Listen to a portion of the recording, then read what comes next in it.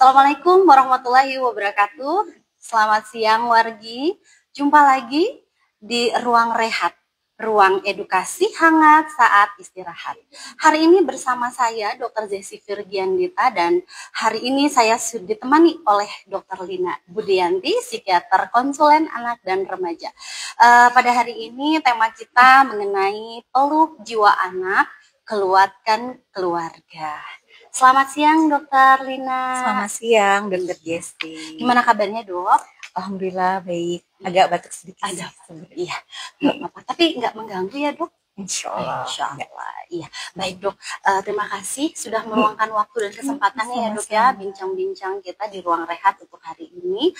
Tema kita hari ini tentang peluk jiwa anak, kuatkan keluarga.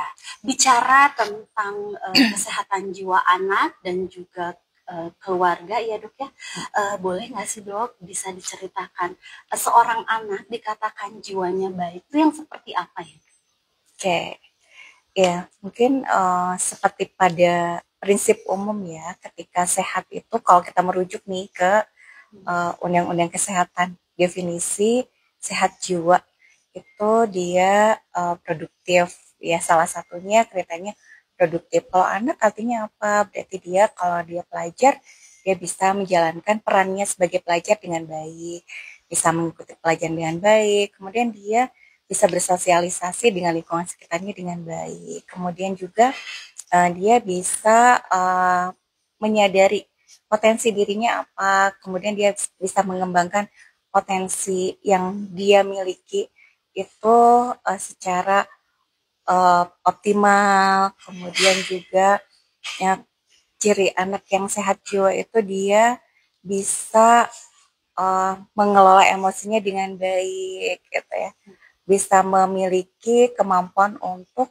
memecahkan masalah dengan baik, meskipun tentunya tadi karena anak sedang tumbuh dan berkembang ya, tentunya memang kemampuan anak untuk problem solving belum seperti orang dewasa, tapi dia sudah mulai bisa belajar gitu bagaimana menyelesaikan masalah dengan baik. Nah itu mungkin beberapa kriteria atau ciri bahwa seorang anak itu dikatakan sehat jiwanya. Iya, berarti anak yang sehat jiwa itu terlihat ya mungkin dari sisi fokus, sisi prestasinya gitu ya, perilakunya. Berarti terlihat jelas perbedaannya ketika anak ini ada gangguannya Dok. Ya bisa tidak sejelas itu ya.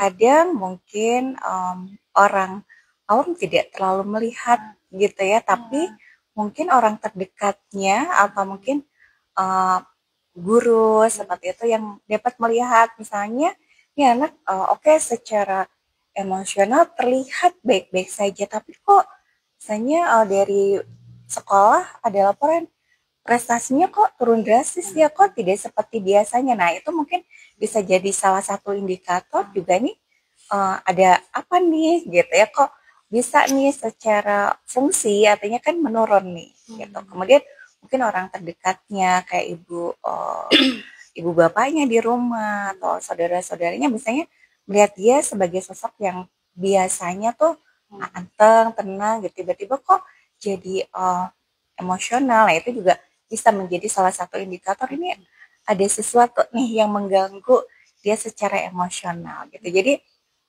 memang untuk selalu terlihat atau tidak itu bisa beragam ya gitu. Jadi tergantung dari gangguannya apa.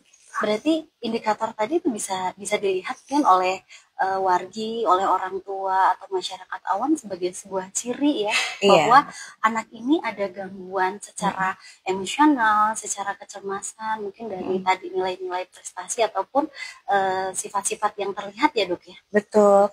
Satu lagi mungkin Dokter Jessi yang menjadi indikator ketika perkembangan emosi maupun psikososialnya itu tidak seperti atau tidak berbanding lurus dengan usianya.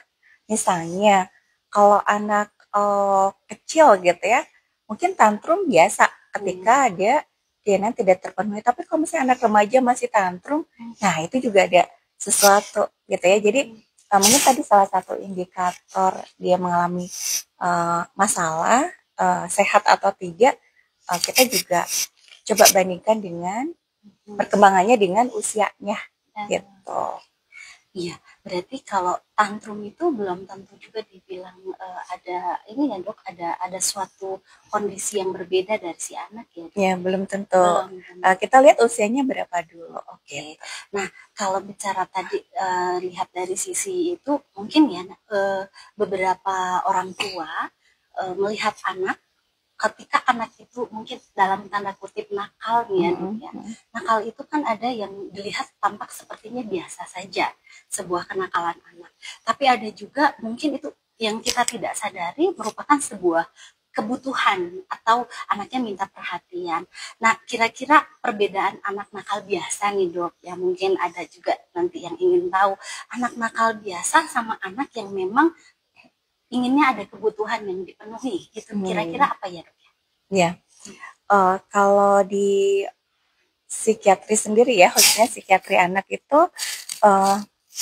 nakal itu bisa menjadi suatu gejala dari gangguan tertentu atau memang itu suatu namanya turmoil gitu ya, jadi kayak peralihan dari suatu fase anak ke fase remaja. Nah itu juga kadang tuh ada gejolak di fase itu, sehingga kadang-kadang anak jadi lebih susah diatur seperti itu. Itu juga bisa itu kalau seperti itu mungkin kalau misalnya masih fungsinya masih baik, misalnya dia sekolahnya masih oke, relasi dengan lingkungan sosial masih bagus, tapi mungkin ada beberapa saja gitu ya mungkin masih nggak terlalu mengganggu fungsinya, ya itu mungkin masih bagian dari gejolak masa remajanya. Atau misalnya di anak yang masih kecil itu ada ketika anak sudah mulai masuk usia sekitar 5 tahun gitu ya, itu kan 35 tahun itu kan ada namanya fase inisiatif. Jadi di mana anak tuh atau fase falik, mungkin kita lihat dari fase perkembangan psikoseksual namanya fase falik. Nah, sekitar usia segitu tuh anak kan memang kayaknya menentang gitu ya, anak kecil seusia gitu menentang. Ibunya bilang A, dia lakukan B, ibunya bilang B, dia lakukan A. Nah, kalau seperti itu tuh masih normal, masih sesuai dengan usia perkembangannya. Tapi kalau misalnya dalam tanda kutip tadi nakalnya sampai mengganggu fungsinya, misalnya karena dalam tanda kutip nakal dia jadi nggak mau belajar, jadi sekolahnya berantakan gitu ya, terus mungkin relasi sosial dengan orang terdekat, dengan lingkungan sosial lainnya, misalnya teman sekolah itu jadi konflik terus. Nah itu mungkin harus dilihat dulu ada sesuatu enggak gitu, karena di psikiatri itu ada namanya gangguan depresi pada remaja, pada anak dan remaja. Nah kalau depresi pada orang dewasa biasanya kan dia sedih gitu ya, hilang minat, kayak energinya berkurang. Tapi pada remaja atau pada anak, depresi itu bisa bentuknya seperti dalam tanda kutip tadi nakal. Jadi gejalanya seperti ada masalah perilaku gitu, misalnya menentang, melakukan tindakan-tindakan yang berbahaya. Itu juga bisa menjadi salah satu bentuk dari depresi yang kita bilang depresinya eksternalisasi. Berarti dok, memang perkembangan anak itu memang harus kita pantau sekali ya. Kita memang harus tahu tadi seperti kata dokter ya, ada fase-fase di mana anak suka menentang. Berarti ketika di sebuah keluarga ada sebuah konflik, baik itu dari orang tuanya atau mungkin anak ke orang tua ayah atau ibunya, itu sangat mempengaruhi anak tersebut ya. Iya, itu sangat besar ya potensi untuk mengganggu psikologis anak ketika dalam keluarga ada konflik di antara orang tua. Itu sangat mungkin menjadi salah satu faktor resiko seseorang atau seorang anak mengalami suatu masalah psikologis tertentu. Iya, sangat menarik dok. Dan kadangnya kita orang tua ya, mungkin saya sendiri juga dalam fase perkembangan dan pemenuhan kebutuhan anak tanpa kita sadari mungkin ya dok ya, kita hanya memenuhi secara fisiknya saja, tetapi kita tidak melihat emosionalnya ya dok ya. Menurut dokter kira-kira nih ya sebagai orang tua dalam masa pemenuhan itu secara emosional apa yang sering kita lewatkan, mungkin fase pemantauan kita tuh kira-kira apa tuh? Oke, iya mungkin kalau bicara masalah ini tuh sebenarnya ini suatu proses yang sangat panjang ya, gitu. Bahkan sebenarnya pembentukan atau pemantauan emosional tuh harus kita mulai sejak awal masa perkembangan, sejak lahir bahkan gitu ya. Karena cara kita memperlakukan anak itu dari sejak lahir itu akan berdampak pada kehidupan dia di masa yang akan datang gitu. Jadi kalau di masa baru lahir tadi ya sampai usia 1,5 tahun itu kita bilang masa transmistrasi. Jadi kan orang tua harus berusaha segera memenuhi kebutuhan anaknya. Itu biar si anak baru lahir itu trustnya terbentuk gitu. Nanti udah 1,5 tahun sampai 3 tahun itu namanya fase otonomi, di mana orang tua harus memberikan kesempatan pada anak untuk mengeksplor lingkungannya. Itu pastinya ketika kesempatan itu anak dapatkan karena memang itu dibutuhkan, itu akan mempengaruhi kondisi emosinya. Nanti kalau sudah fase inisiatif mulailah kita bikin aturan yang agak lebih ketat gitu ya, tapi mungkin dengan bahasa yang baik gitu. Supaya anak ketika misalnya diperlakukan baik, dia juga akan belajar memperlakukan orang dengan baik juga.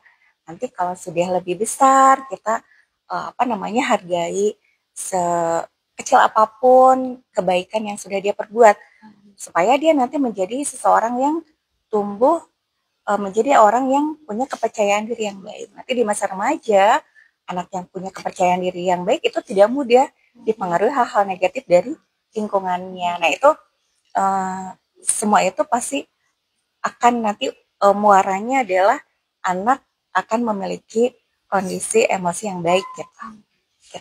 Iya, berarti sesuai dengan tema kita nih Dok ya, berarti memeluk jiwa anak itu bukan berarti kita harus peluk tuh hanya fisik ya, jadi hanya pelukan saja, tapi kita tidak paham betul ya. Jadi tadi contohnya apa tadi tuh Dok, yang cara orang tua memeluk anak secara emosional berarti ya. Contohnya tadi apa saja Dok ya? Iya, memeluk anak secara emosional ya. Jadi tidak hanya fisik ya, tapi secara emosi itu kan tadi harus dimulai sejak kecil gitu ya, bahkan sejak saat dia lahir tadi. Kita memenuhi kebutuhan dia dengan segera di masa dia masih kecil yang sebelum 1,5 tahun itu seperti itu. Kemudian saat dia mulai masuk fase kita bilangnya fase industri, di mana biasanya anak besar itu tuh di fase di usia sekolah. Nah itu dia sangat butuh banget apresiasi dari orang tuanya. Nah ketika orang tuanya memberikan apresiasi terhadap apa yang dia lakukan yang positif tentunya, dan itu proporsional, itu akan bikin anak punya kepercayaan diri yang baik gitu. Dan seperti yang tadi Dr. Jessie bilang, sebenarnya tadi emosional ya. Maksudnya ikatan emosional itu suatu kebutuhan kan. Jadi seperti yang kita tahu bersama, kalau kebutuhan tidak terpenuhi, pastinya akan menimbulkan suatu masalah gitu. Bentuk emosional itu bisa juga bentuk komunikasi mungkin ya Dok ya. Iya. Jadi komunikasi terbuka antara anak dan orang tua ya Dok. Ya itu salah satunya, salah satu cara kita membentuk ikatan emosional dengan anak gitu sih ya. Salah satunya dengan komunikasi terbuka tadi. Nah, misalnya ya Dok ya, ternyata anak kita nih ya, atau mungkin dari anak-anaknya para warga dan pendengar, ketika anak tiba-tiba nih ada perubahan ya Dok ya. Tadinya komunikatif nih anaknya, terbuka, mungkin cerita apapun yang terjadi. Tapi ada satu waktu, ada satu masa anaknya jadi tertutup, menarik diri, tampak murung. Hal awal apa yang sebagai orang tua harus kita lakukan? Hmm, oke ya. Seperti yang tadi di awal mungkin kita diskusikan ya. Sebenarnya kita juga harus lihat nih di usia berapa gitu itu terjadi. Karena bisa saja itu suatu yang tadi Dr. Jessi bilang ini sebenarnya masih hal yang wajar. Nah, biasanya anak mulai agak tertutup nih di usia remaja gitu. Karena memang seperti yang kita ketahui kan kalau remaja tuh kebutuhan psikososialnya itu sudah lebih ke arah dia bisa diterima oleh kelompok teman sebaya gitu ya. Akhirnya jadi dia lebih nyaman kalau bercerita sama teman-temannya dibandingkan waktu dia kecil. Nah, kalau kecil mungkin semua diceritain sama orang tuanya. Tapi begitu beranjak remaja, dia sudah mulai tuh jaga jarak dengan orang tua dan dia lebih nyaman kalau bercerita sama anak. Nah, kalau memang itu terjadi selama hal-hal prinsip masih anak kita ceritain di usia remaja tuh mungkin itu bagian dari normal aja gitu. Tapi kalau misalnya si remaja ini benar-benar menutup diri gitu ya, sangat membatasi komunikasi dengan orang tuanya, betul tadi harus dicari nih permasalahannya apa gitu ya. Banyak hal sih yang bisa menjadi penyebab kalau misalnya si remaja benar-benar menutup komunikasi dengan orang tua. Barangkali, masa kita juga sebagai orang tua ya, mungkin introspeksi juga nih, barangkali nih gitu ya, ada cara berkomunikasi kita dengan anak yang bikin anak nggak nyaman. Misalnya nih, biasa kan orang tua ketemu anaknya pengennya nasihatin gitu ya, pengennya negur, marahin. Nah, anak kan jadi kalau ketemu orang tua menghindar nih, karena kalau ketemu pasti dinasihatin, pasti dimarahin gitu kan. Akhirnya dia menutup akses komunikasi dengan orang tuanya. Nah, mungkin itu juga perlu jadi catatan orang tua ya, apakah cara kita berkomunikasi sama anak atau misalnya cara kita berinteraksi sama anak sebenarnya udah bagus nggak sih gitu. Jadi mungkin dalam hal ini nggak selalu mesti masalah ada pada anak ya. Barangkali kita nih orang tuanya juga yang ternyata salahnya dari kita ya, bisa jadi gitu. Jadi introspeksi juga perlu orang tua kalau misalnya menemukan kasus-kasus kayak gitu. Jadi kalau dilihat dari sisi perkembangan anak, pola perkembangan anak ya dok ya. Jadi fase remaja tuh sepertinya jadi fase kecil kemudian fase berkembang remaja itu ada proses dan tantangan sendiri ya dok ya, upaya-upaya ya. Jadi menurut dokter dok, tadi tuh bicara remaja karena mungkin ada fase sudah mulai dekat sama temennya ya, seperti mulai ada jarak ya. Nah, ketika fase tersebut dok, ada nggak tips gitu ya, cara pendekatan orang tua supaya nih anak remaja merasa bahwa sebenarnya mereka diterima, didengar atau mungkin dimaklumi gitu. Gimana dok? Iya, seperti yang tadi kita juga sudah bahas ya, bahwa di masa remaja ini tentunya ada perubahan-perubahan ya. Perubahan tuh bisa secara fisik berubah, misal dulu yang masih imut-imut gitu ya, jadi sekarang beda gitu. Kalau dulu mungkin suaranya masih halus, pada remaja mah laki-laki jadi besar gitu ya, terus mungkin secara fisik beda lah. Perempuan juga jadi lebih feminin mungkin kalau lagi udah masuk di masa remaja, terus mungkin kayak hormonal juga berubah dan itu juga bukan hal yang selalu mudah gitu ya untuk mereka. Ada beberapa remaja yang bisa melewati itu cukup sulit. Nah, kita sebagai orang tua mungkin ngasih support, ngasih edukasi juga mungkin pada mereka bahwa misalnya kalau jadi jerawatan tuh nggak apa-apa gitu, maksudnya kepercayaan diri kita tuh tidak semata-mata ditentukan oleh jerawat atau tidak gitu ya, misalnya seperti itu. Jadi secara fisik gitu. Terus orang tua juga di sisi yang lain harus cukup memahami nih pada remaja nih ada berubah nih hormon-hormonnya. Jadi kalau misalnya agak mudian dikit gitu kan, agak lebih sensi ya, dimaklumi karena memang dia sedang di fase dimana hormon-hormonnya berubah. Jadi jangan ikut baper gitu mungkin ya. Oh, anak saya kok jadi begini ya, jadi kita ikut kepancing. Nah, enggak, di satu sisi kita juga maklumi gitu ya. Tapi tetap diarahin kalau memang misalnya ada hal prinsip yang dia lakukan yang menurut nilai-nilai kita nggak baik, ya kita nasihatinnya. Cuman karena remaja ini sudah punya kemampuan kognitif yang lebih baik dibandingkan dengan anak-anak, mungkin kita nggak bisa lagi nasihatin dia seperti kita nasihatin anak-anak yang cukup nggak boleh, harus gini harus gitu, nggak bisa lagi nih di masa remaja. Tapi mungkin pendekatannya lebih ke dialog kayak gitu ya. Mungkin kita juga diskusi sama mereka biar dari diskusi itu akhirnya si remaja menyadari nih yang benar tuh yang mana. Nah, kalau dia menyadari dari pikirannya hasil diskusi dengan orang tuanya, kemudian akhirnya timbul bahwa oh ini yang baik gitu. Tentunya ketika dia memahami itu hal yang baik tapi bukan karena disuruh dan sebagainya, biasanya mereka akan lebih bertanggung jawab. Nah, itu mungkin yang didahulukan ketika anak kita sudah remaja. Jadi cara memberitahunya mungkin dengan cara diskusi, dialog kayak itu. Memang tentunya kan makan waktu lebih banyak ya, di waktu kecil mah cukup nggak boleh ini gitu, dia nggak perlu tahu alasannya. Tapi kalau remaja biasanya pengen tahu kenapa dilarang.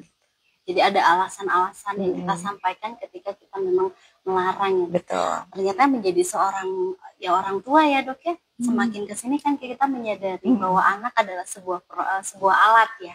Sementara antara kita dan anak adalah sebuah proses. Jadi antara kita dan anak adalah proses belajar sabar mungkin ya dok ya, belajar memahami dan belajar lebih pintar dalam melakukan perjalanan hidup, mungkin begitu ya dok ya.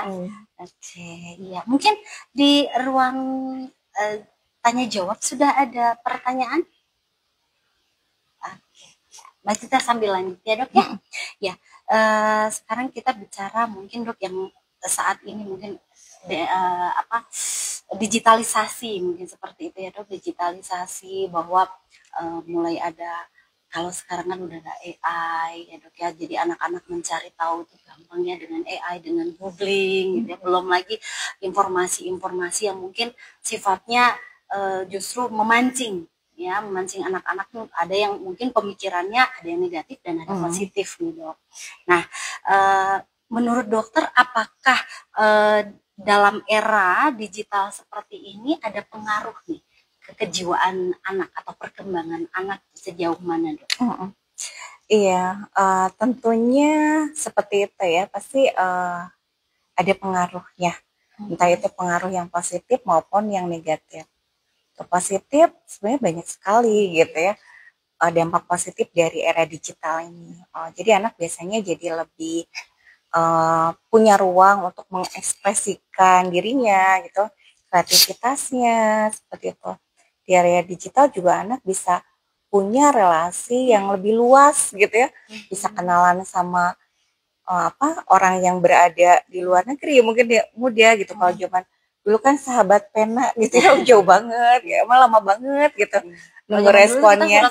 Iya, kalau sekarang kan bisa real time dapat respon ya. Kemudian biasanya kemampuan bahasa anak juga jadi lebih berkembang ya, karena dia terlatih gitu harus berkomunikasi dari orang dengan bahasa yang sangat beragam tuh. Itu jadi menurut saya hal yang sangat positif untuk anak di era digital. Kemudian kayak anak itu belajar misalnya berstrategi, biasanya main game sekalipun gitu ya, yang kita tahu kalau berlebihan ada dampak negatif, tapi kalau misalnya dipakai secara proporsional itu bagus juga kan, melatih anak punya strategi gitu ya. Nah, tapi yang dampak negatifnya juga ada kalau misalnya penggunaan internet atau media ini kurang bijak. Nah, itu juga bisa misalnya anak menggunakan media ini untuk misalnya mengekspresikan diri tapi negatif gitu kan, sering juga kita temukan. Atau misalnya seringkali media ini dipakai untuk saling ngebully gitu. Nah, tentunya dampak secara psikologisnya juga besar gitu. Jadi Seperti itu Dok, Iya. itu aja sih untuk Berarti ada tips nggak nih dok, kira-kira nih pendampingan supaya anak nih secara digitalisasi ngikutin perkembangannya, tapi kita sebagai orang tua tidak kemudian terlihat seperti melarang ataupun justru mengekang nih keinginan Tawan atau mungkin mereka mengikuti perkembangan digitalisasi. Tipsnya gimana nih cara pendampingannya dok?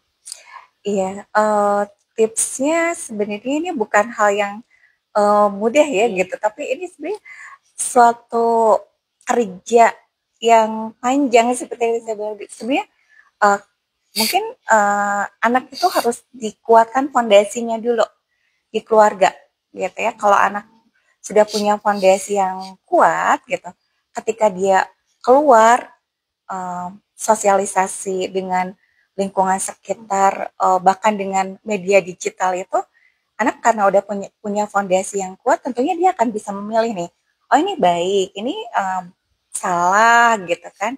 Nah jadi sebenarnya tugas orang tua adalah menguatkan fondasinya dulu. Jadi menanamkan nilai-nilai yang baik di rumah gitu kan.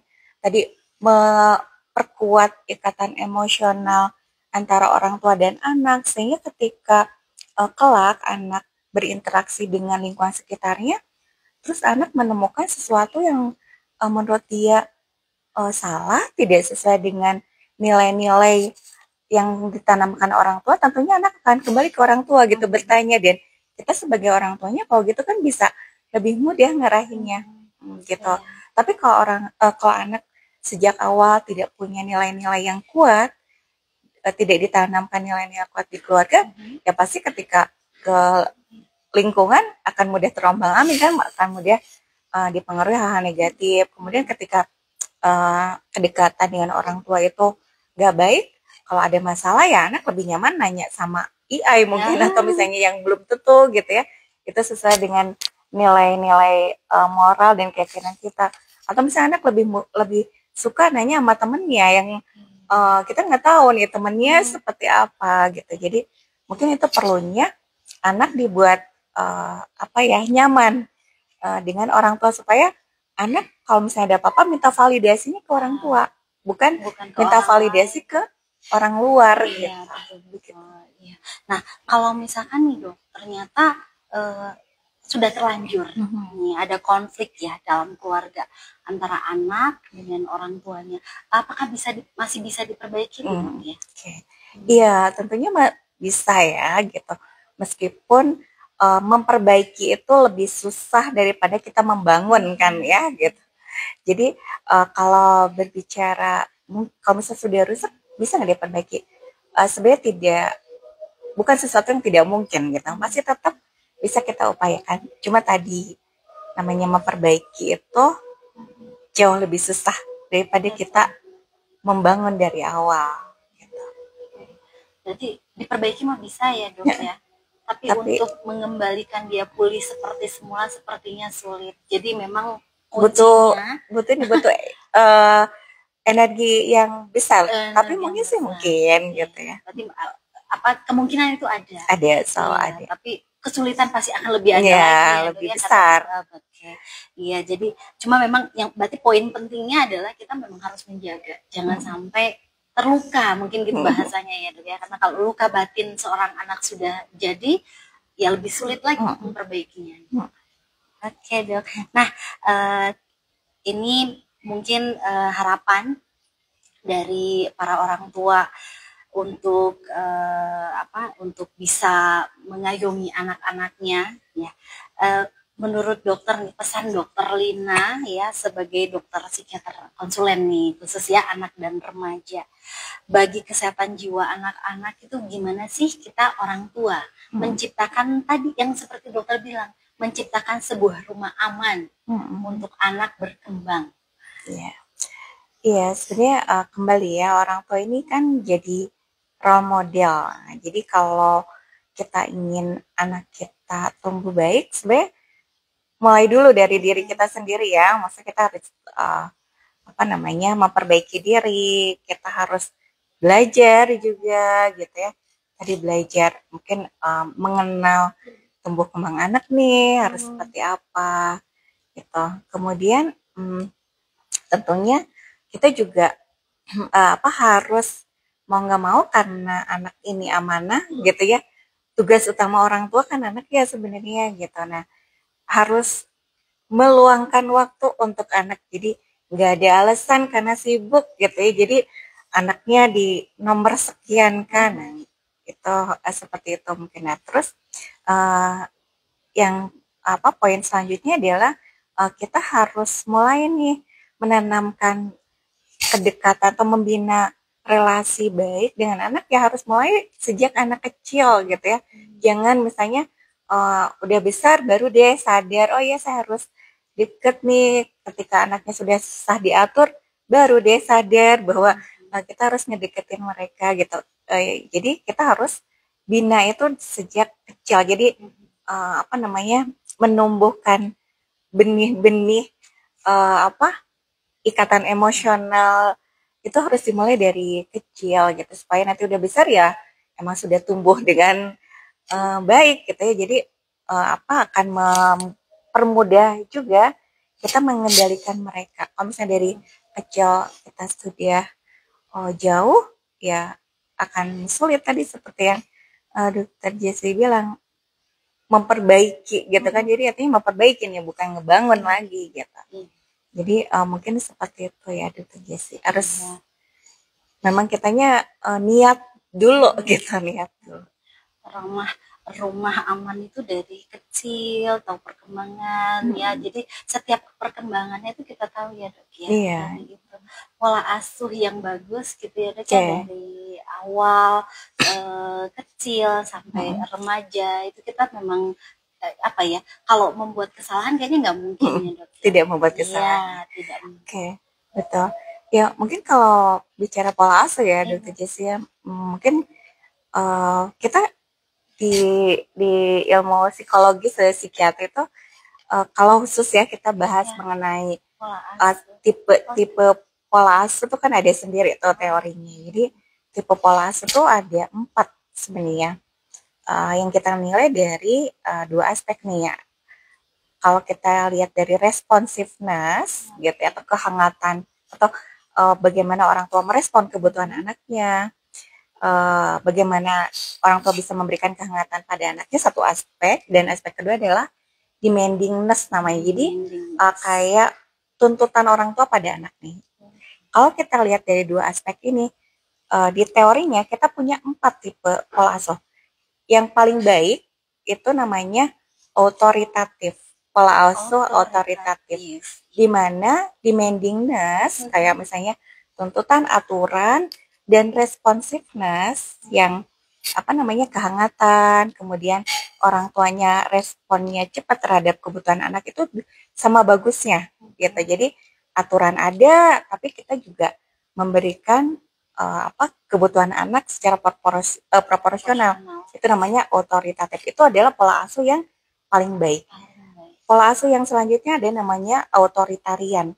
Nah, kalau authoritarian ini demandingness-nya terlalu kuat, responsifnya nggak ada gitu. Jadi biasanya otoriter gitu kan. Nah, ini kurang baik. Ini juga beresiko menimbulkan masalah tertentu pada anak. Kalau pola asuh gitu. Terus ada juga pola asuh yang neglect. Jadi responsiveness-nya nggak ada, demandingness-nya nggak ada aturan, nggak ada kehangatan. Nah, itu juga nggak baik. Kemudian ada yang namanya permisif. Kalau permisif itu demandingness-nya nggak ada, tapi responsifnya tinggi banget. Jadi disayang tapi nggak pernah dikasih aturan. Nah, itu juga nggak baik. Gitu ya. Kalau tadi kita bicara pola asuh. Jadi memang pola asuh memang tadi ya. Tapi banyak ya Dok keluarga yang tadi kalau lihat dari ciri pola asuh yang pertama tadi banyak juga ya Dok. Harusnya itu ya. Yang responsiveness dan demandingness-nya seimbang. Oke. Terima kasih. Mungkin ada pertanyaan, silahkan dibacakan. Dari TikTok, bagaimana cara menangani anak yang sudah divonis hidup dan seberapa besar pengaruh genetik untuk anak hidup? Minum dulu Dok, silahkan. Maaf ya. Iya. Oke. Tadi doangnya kayaknya kepotong sama ban. bagaimana cara menangani anak yang sudah divonis skizo dan seberapa besar pengaruh gadget untuk anak skizo?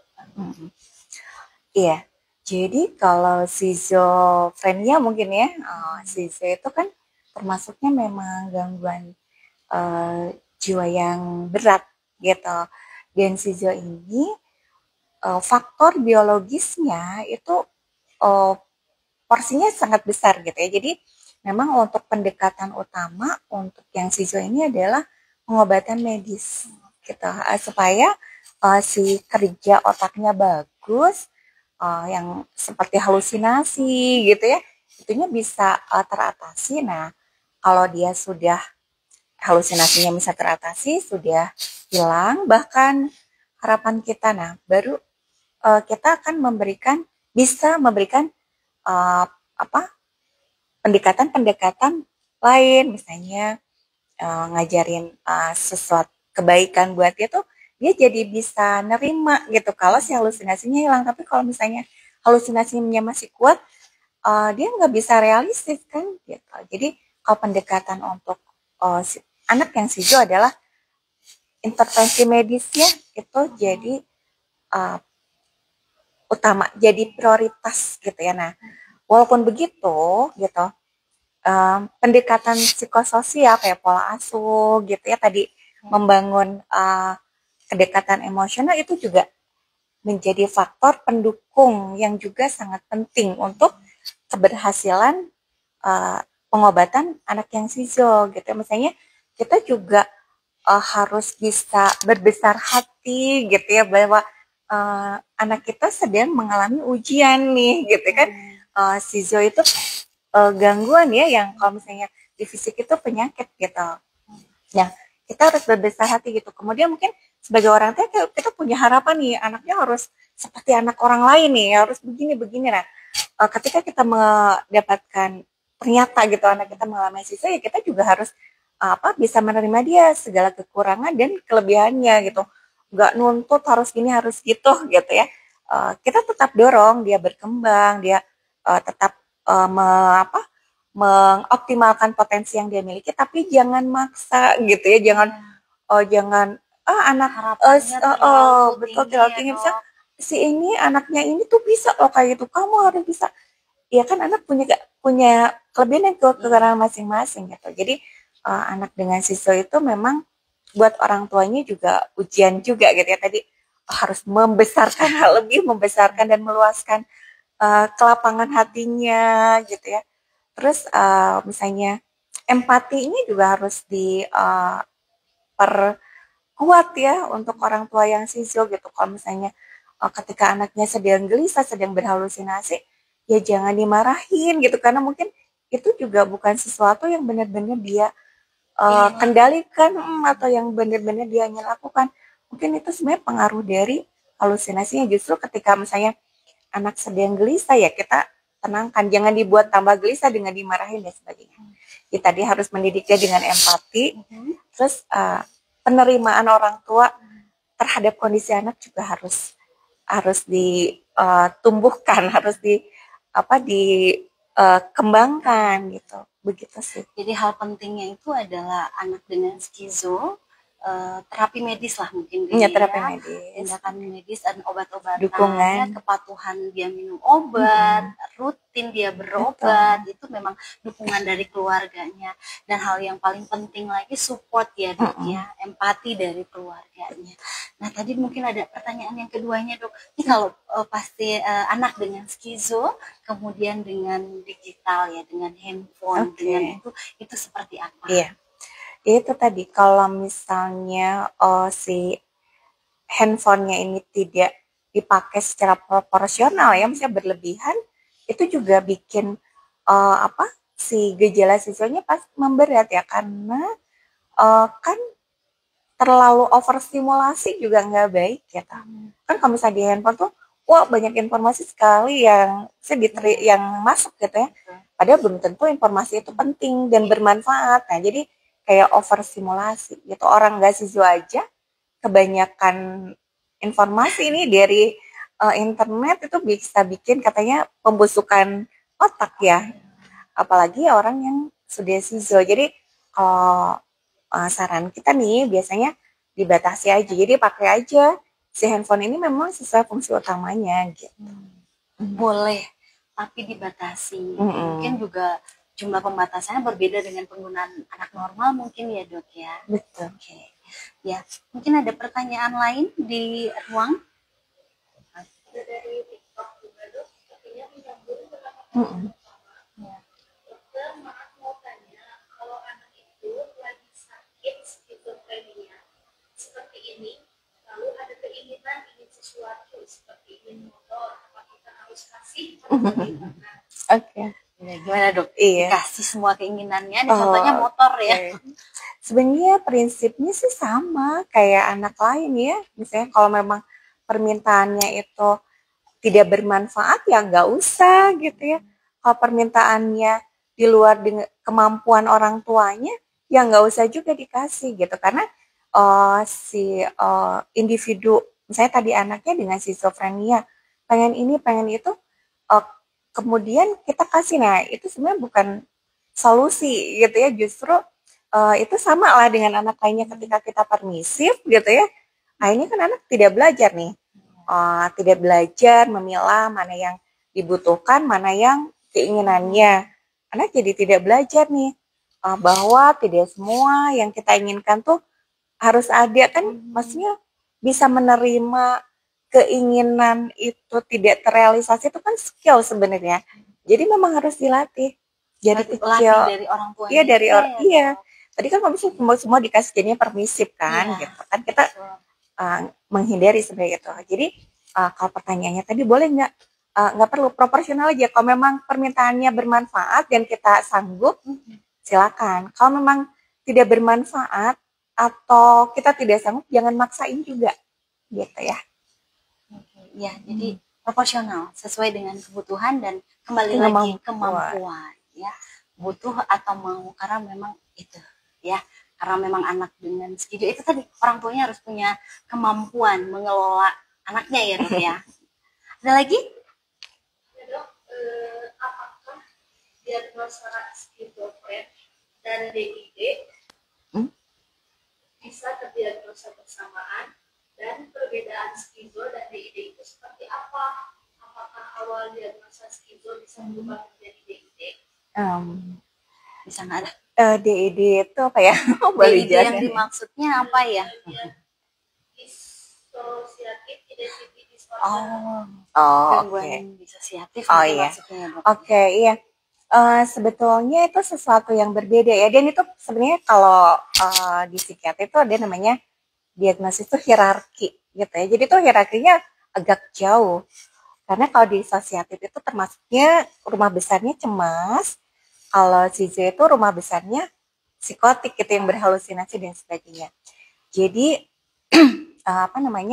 bisa saja ini terjadi pada satu individu yang sama, tapi biasanya tidak bersamaan. Karena kalau sudah kita diagnosis skizofren, nah karena ini hierarkinya lebih tinggi, mungkin seperti disosiatifnya itu bukan disosiatif sesungguhnya, tapi gejala dari skizofrenianya gitu. Jadi yang DID itu bisa didiagnosis kalau skizofrenianya nggak ada gitu.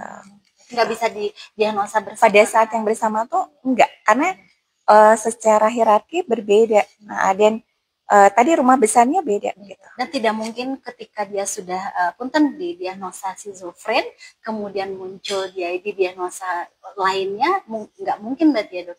Enggak. Ya, jadi itu harus tadi saya bilang ini bisa saja di individu yang sama, dua-duanya terjadi, tapi harus beda gitu waktunya gitu ya. Jadi kita nggak bisa mendiagnosis DID ketika skizofrenianya ada. Iya. Kayaknya masih ada satu pertanyaan ya dok ya. Boleh. Silahkan. Dari Instagram dok, bagaimana penumbukan kepercayaan diri pada anak setelah anak diagnosa sedang mengalami depresi? Iya. Nah, itu bukan hal yang mudah juga ya menumbuhkan menumbuhkan kepercayaan diri pada anak yang depresi, karena biasanya depresi juga awal asalnya ada kepercayaan diri yang kurang baik gitu. Jadi ini kayak apa ya? Kayak lingkaran setan gitu ya. Kepercayaan diri yang kurang baik itu beresiko jadi depresi, depresi juga bisa bikin ini. Nah, strateginya sebenarnya kita mungkin butuh kayak psikoterapi atau mungkin CBT seperti itu ya. Kalau misalnya dari profesional kesehatan jiwa biasanya kita melakukan itu. Tapi dari ini orang tua nih, bagaimana cara membantu mereka? Ya tadi support anaknya gitu, empati dari orang tuanya ditunjukkan gitu. Jadi misalnya ketika anak depresi, misalnya nggak bilang gitu aja, kamu mah lebay gitu, enggak ya kan gitu. Karena itu bukan sesuatu yang juga dia inginkan, tapi justru dikasih dukungan, nah empatinya ditunjukkan dari orang tua, biasanya itu membantu gitu ya orang tua, bahwa si anak jadi ngerasa oh ternyata masih ada nih yang perhatian sama saya, oh ternyata saya tuh masih disayang ya gitu sama orang tuanya. Itu mungkin jadi obat juga buat anak yang mengalami depresi. Depresi untuk menumbuhkan kepercayaan diri. Betul. Kemudian hati-hati gitu, kita jangan memberikan label-label negatif sama anak kita gitu. Misalnya tadi dengan kamu mah lemah gitu, nanti anaknya jadi makin depresi. Kayak doa ya dok ya. Iya betul. Jadi kita juga berusaha kata-kata yang keluar dari kita tuh positif, biar anak juga jadi punya stigma positif akhirnya gitu. Punya maksudnya punya label positif kalau kita berikan kata-kata yang positif berarti, tapi proporsional. Gak berlebihan juga. Jadi ketika kita memberikan pujian tidak berlebihan, tapi pujian yang baik itu tumbuh menjadi karakter yang baik, mungkin begitu ya dok. Oke dokter, tidak terasa ternyata bincang-bincang kita di saat rehat harus sudah kembali bekerja dok. Mungkin terakhir dok, sebagai bagian dari gerakan One in Mind, One in Family, berarti kesehatan jiwa itu bukan hanya milik individu, tapi adalah milik keluarga. Nah, bagian itu mungkin dari dokter Lina ada kalimat support ya untuk pendengar dan terutama para orang tua supaya bisa menyadari bahwa kesehatan jiwa anak itu penting sekali dan bukan hanya 1-2 orang dalam keluarga, tapi family ya, jadi satu keluarga itu saling berhubungan dan saling support. Ya, mangga dok. Ya, mungkin saya bicara dari perspektif medis ya, bahwa gangguan emosi maupun perilaku pada anak ini sebenarnya itu adalah gejala atau manifestasi klinis dari disfungsi keluarga gitu. Jadi memang kadang-kadang mungkin masalah di keluarga nggak terlihat, tapi itu terlihatnya dari adanya masalah perilaku pada anak gitu. Nah, itu yang mungkin juga harus kita sadari ya, ketika anak ada masalah, kita diintrospeksi gitu. Karena tadi sebenarnya kesehatan jiwa anak itu sebenarnya akan mempengaruhi keluarga juga. Jadi itu yang harus kita jadi bahan introspeksi kita. Nah, kemudian memang betul juga, misalnya ada suatu kondisi tertentu pada anak, ini juga pasti akan dapat mempengaruhi kesehatan keluarga ya. Jadi perlunya saling support itu kalau misalnya anaknya bisa diperbaiki kondisi mental emosionalnya, dan tentunya itu juga akan berdampak juga pada kehidupan keluarga atau anggota keluarga lainnya. Jadi harus saling support, karena nanti yang mengalami ketidaknyamanan bukan hanya si anak itu sendiri, tapi seluruh keluarga. Makanya kita harus saling bantu supaya keluarga kita sehat gitu ya. Terima kasih. Oke, karena masih banyak pertanyaan ternyata yang tidak terjawab, mungkin para pendengar bisa konsultasi jiwa online Kajol, mungkin nanti ditampilkan di layar chatnya. Dari pertemuan dan bincang-bincang kita hari ini mungkin bisa saya simpulkan bahwa memeluk jiwa anak itu mengandung makna metaforis yang banyak, bisa mengenai membangun hubungan yang dekat, kemudian komunikasi yang terbuka, dan yang terpenting adalah fondasi nilai-nilai yang kuat di antara semua keluarga, sehingga terbentuklah sebuah keluarga yang kuat, yang menjadi tempat aman dan suportif bagi setiap anggota untuk tumbuh dan berkembang. Terima kasih banyak Dr. Lin atas waktunya. Selamat siang, Assalamualaikum warahmatullahi wabarakatuh, dan salam sehat jiwa untuk kita semua.